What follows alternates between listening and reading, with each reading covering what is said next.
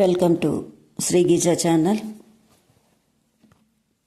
ఒక యోగి ఆత్మకథ యోగానంద జీవిత సారాంశం గురించి తెలుసుకుంటున్నాం. ఈరోజు కేవలానంద గారు లాహిరి మహాశైలతో తనకున్న అనుబంధాన్ని గురించి తెలియచేస్తారు. అదేంటో తెలుసుకుందాం. అరుదైన అదృష్టం వల్ల లాహిరి మహాశైలకు సమీపంలో 10 ఏళ్ల పాటు ఉండే అవకాశం నాకు కలిగింది. రోజు రాత్రిపూట నా యాత్రకు గమ్యస్థానం కాశీలో వారి నివాస గృహం. గురువుగారు ఎప్పుడూ మేడ మీద మొదటి అంతస్తులో ముందరున్న చిన్న గదిలో ఉంటూ ఉండేవారు.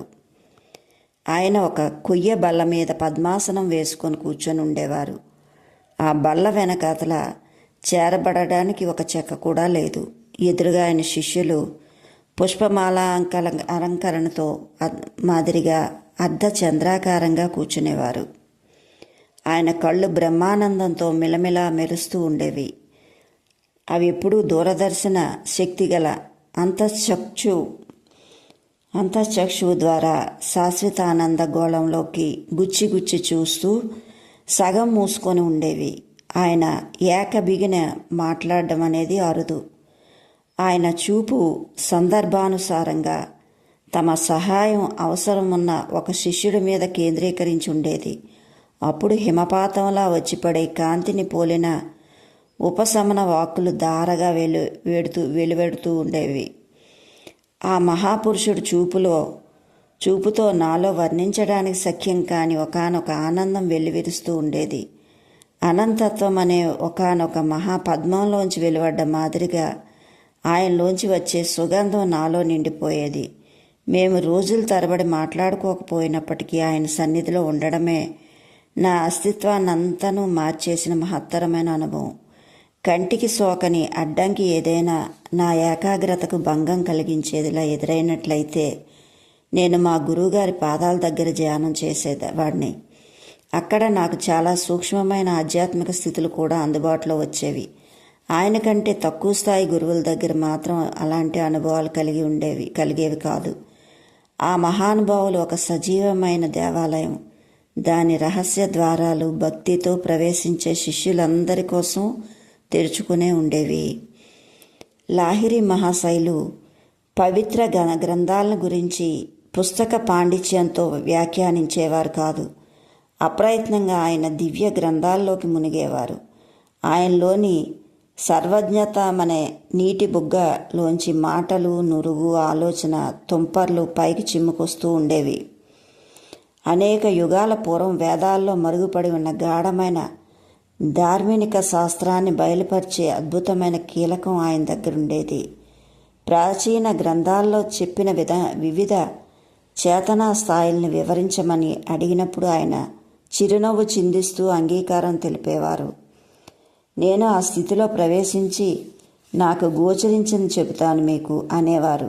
కేవలం గ్రంథాలు బట్టి పట్టేసి తమ అనుభవంలోకి తెచ్చుకొని భావాలను వెల్లడించే ఉపాధ్యాయులకు ఆయనకు చాలా తేడా ఉండేది. నీకు తోచిన అర్థాన్ని బట్టి ఈ శ్లోకాల్ని వ్యాఖ్యానించు అంటూ ఉండేవారు. మితభాషలైన గురువుగారి దగ్గరున్న ఒక శిష్యుడితో తరచూ అంటూ ఉండేవారు, నువ్వు సరి అయిన వ్యాఖ్యానం చెప్పే విధంగా నీ ఆలోచనలు నేను ప్రేరేపిస్తాననేవారు. ఈ ప్రకారంగా లాహిరి మహాశైలు అనుభూతులు అనేకం గ్రంథస్థం కావడం జరిగింది. వాటి మీద ఎందరో శిష్యులు పెద్ద పెద్ద వ్యాఖ్యాన గ్రంథాలు రాశారు. గుడ్డి నమ్మకం పెట్టుకోమని గురువుగారు ఎప్పుడూ చెప్పలేదు. మాటలకున్నవి కేవలం పై తొడుగులు అనేవారు. ధ్యానంలో నువ్వు పొందే ఆనందభరితమైన యోగం ద్వారానే దేవుడున్నాడనే గట్టి నమ్మకాన్ని సాధించు. గుడ్డి నమ్మకం పెట్టుకోమని గురువుగారు ఎన్నడూ చెప్పలేదు. మాటలన్నవి కేవలం పై తొడుగులు అనేవారాయన. ధ్యానంలో నువ్వు పొందే ఆనందభరితమైన యోగం ద్వారా దేవుడున్నాడనే గట్టి నమ్మకాన్ని సాధించు. శిష్యుడు ఏ సమస్య అయినా సరే దాని పరిష్కారం ఆయన క్రియాయోగ సాధన చేయమని సలహా ఇచ్చేవారు. మీకు దారి చూపించడానికి నేను ఈ శరీరంలో లేనప్పుడు కూడా ఈ యోగ కీలకానికి ఉన్న సామర్థ్యం పోదు. సిద్ధాంతపరమైన ఆవేశాల సముదాయంగా తలచి కట్టుదిట్టంగా కవిలే కట్టలో దాచిపెట్టి తర్వాత మర్చిపోవడానికి వీలు అయింది కాదు ఈ యోగ పద్ధతి. క్రియాయోగం ద్వారా నిరంతరాయంగా ముక్తి మార్గంలో ముందుకు సాగు. నువ్వు చేసే సాధనలో దీని శక్తి ఇమిడి ఉంది అని చెప్పేవారు. నా మట్టుకు నేను పరమాత్మ సాక్షాత్కారం కోసం మానవుడు జరిపే అన్వేషణలో స్వయం కృషితో ముక్తి సాధించడానికి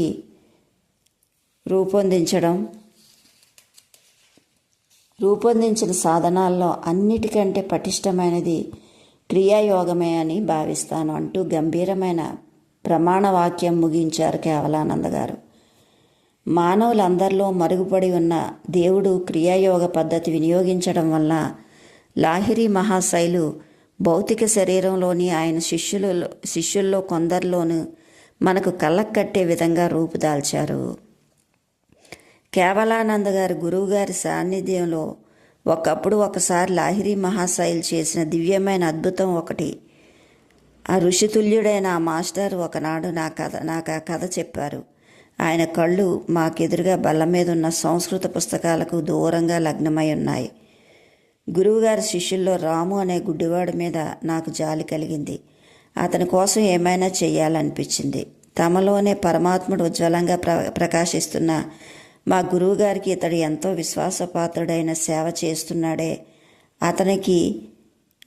ఇతనికి కళ్ళల్లో వెలుగు లేకపోవాలా అనిపించింది. ఒక రోజున రాముతో మాట్లాడడానికి ప్రయత్నించాను. కానీ అతడు చేత్తో చేసిన ఒక తాటేకు విసినకర్రతో గంటలో తరబడి ఓపికగా గురువుగారికి విసురుతూ కూర్చున్నాడు. చివరికి అతడు గదిలోంచి బయటికి వెళ్ళిన తర్వాత నేను వెనకాలే వెళ్ళాను. రాము, నీకు కళ్ళు పోయి ఎంతకాలమైంది అని.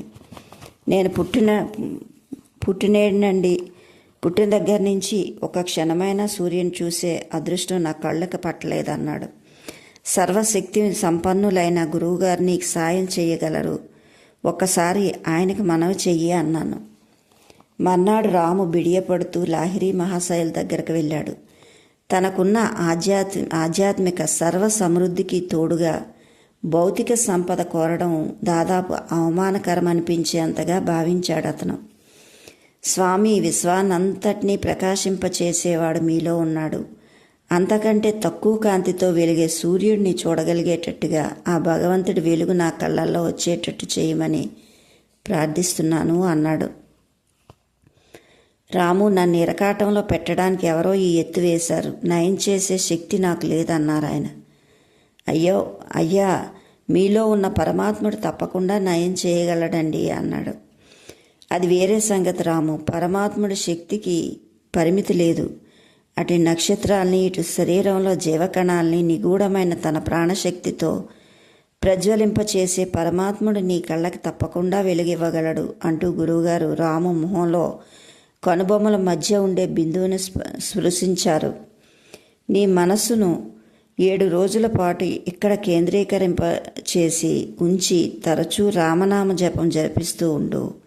సూర్యుడి తేజోబింబం నీ కోసం ప్రత్యేకంగా ఉదయిస్తుంది అన్నారు. ఒక వారం జరిగింది. రాము మొదటిసారిగా ప్రకృతిమాత సుందర ముఖాన్ని దర్శించాడు. మునులందరికన్నా మిన్నగా అతడు ఆరాధించే రాముణ్ణి నామాన్నే పురస్చరణ చేయవలసిందిగా సర్వజ్ఞులైన గురువుగారు తన శిష్యుడికి సూచించారు. రాము విశ్వాసం అన్నది భక్తితో దున్నిన నేల.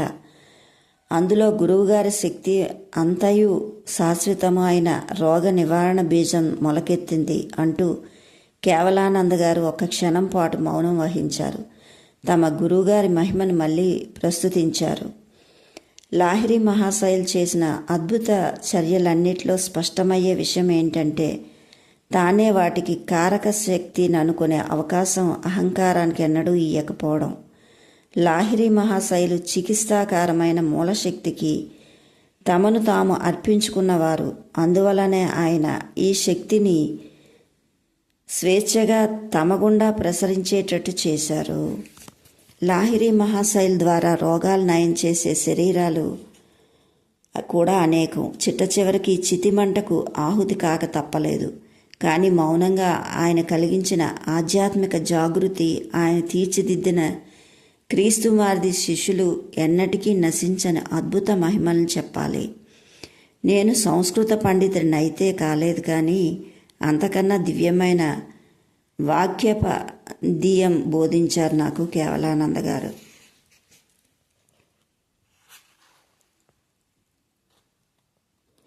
Okay masters, like, share, subscribe.